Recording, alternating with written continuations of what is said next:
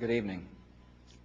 Today, our fellow citizens, our way of life, our very freedom came under attack in a series of deliberate and deadly terrorist acts.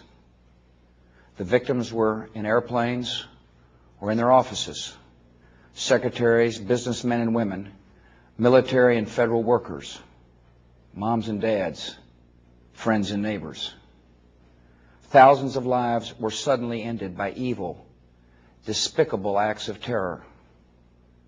The pictures of airplanes flying into buildings, fires burning, huge structures collapsing, have filled us with disbelief, terrible sadness, and a quiet, unyielding anger.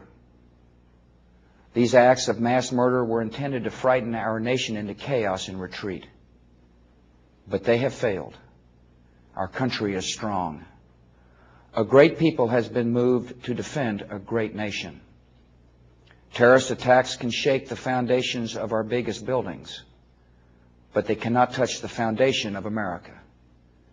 These acts shatter steel, but they cannot dent the steel of American resolve. America was targeted for attack because we're the brightest beacon for freedom and opportunity in the world. And no one will keep that light from shining. Today our nation saw evil, the very worst of human nature.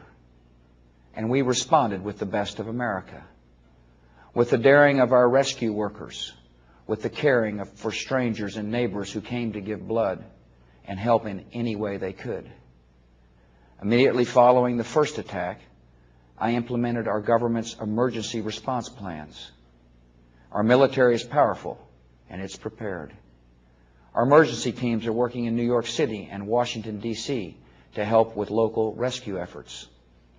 Our first priority is to get help to those who have been injured and to take every precaution to protect our citizens at home and around the world from further attacks.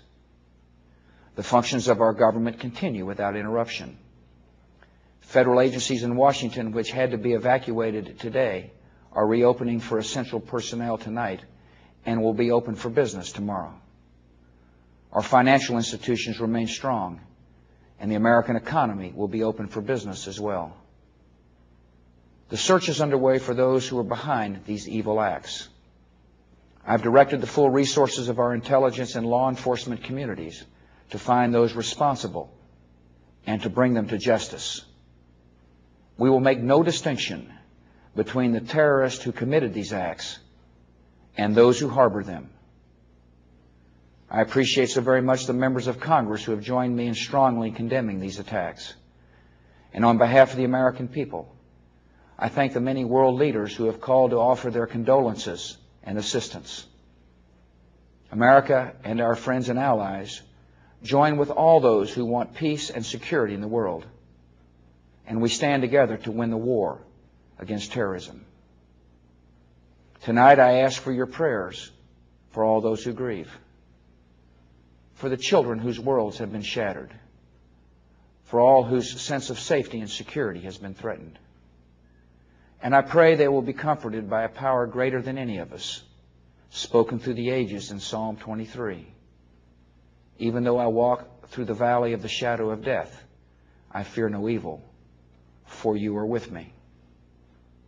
This is a day when all Americans from every walk of life unite in our resolve for justice and peace. America has stood down enemies before, and we will do so this time. None of us will ever forget this day, yet we go forward to defend freedom and all that is good and just in our world. Thank you. Good night, and God bless America.